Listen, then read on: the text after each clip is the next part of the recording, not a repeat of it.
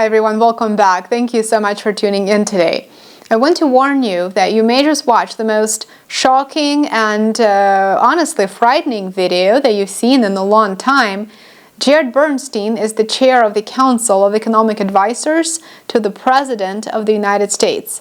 This is a high-profile position, you would agree, and it certainly requires one to understand economics, to have a really good knowledge of economics, at the very least, a person has to understand the basics. Why? Well, because the top advisor on economic policy makes important calls that affect the entire country, that affect you and I. If you have seen at least 10 of my videos, you know that I do spend a considerable amount of time on the national debt crisis. I talk about it, and I also discuss why it is destroying our economy and our country. Everybody understands that $34+ trillion in debt is simply unsustainable, and it is not going to end well. It's just a matter of time. Well, Jared Bernstein wants you to know that no matter what happens, the United States of America cannot go bankrupt precisely because we can print our own money. Just turn that money printer on, he says, and it will fix all of your problems. It will make everything go away, says Bernstein. But then he's asked a follow-up question, a very logical one. He's asked, if the United States government can print money, then why does it need to borrow? The interviewer is asking him to explain why the US government borrows money if it can print an unlimited amount of cash. Why go into debt when you have a money printer that you can literally keep on non-stop? It is a great question, but it is not a difficult one. Well, it may be difficult if you've never taken an economics class, if you've never bothered to really learn anything at all about how the United States government functions and how it operates and how it funds itself. But for the top economic advisor to the President of the United States, that question should be a piece of cake. You would think so anyway. I want you to watch this video. I want you to watch this clip of Jared Bernstein somewhat struggling just a tiny bit, and then let me know what you make of it in the comments below. I would love to hear your take on this and your response to what you're about to see. Watch. The U.S. government can't go bankrupt because we can print our own money. It obviously begs the question, why exactly are we borrowing in a currency that we print ourselves? I'm waiting for someone to stand up and say, why do we borrow our own currency in the first place? Like you said, they print the dollar, so why does the government even borrow? Well, again,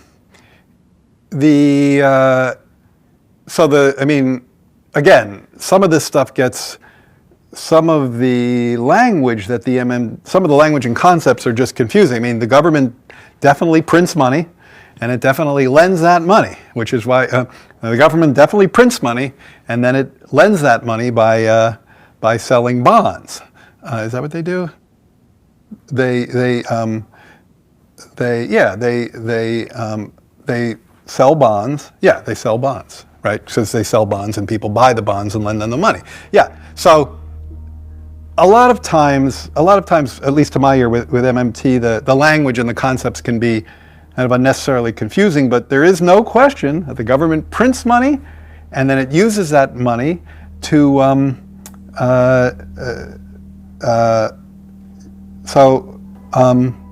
yeah, I guess I can't really talk. I don't get it. I don't know what they're talking about. Like, because it's like the government clearly prints money. It does it all the time, and it clearly borrows. Otherwise, we wouldn't be having this debt and deficit conversation. So I don't think there's anything confusing there. So there's a lot to unpack here. Of course, everybody knows and should be able to articulate that the United States government does not actually print money. It does not print cash.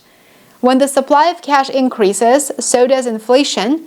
Money printing fuels inflation. It is a direct relationship. And we learned that very well a couple of years ago, thanks to stimulus checks and the PPP program that was available for small businesses here in the United States. Instead of printing cash, The United States government actually sells its debt to borrow money. Who buys it? Well, until recently, foreign governments and investors considered U.S. treasuries to be the safest investment. That has changed, of course, and is no longer the case, and that is the main problem. What will happen if the United States government cannot find enough buyers to purchase its debt? If there are no buyers willing to lend money, the government that's running massive budget deficits won't be able to operate.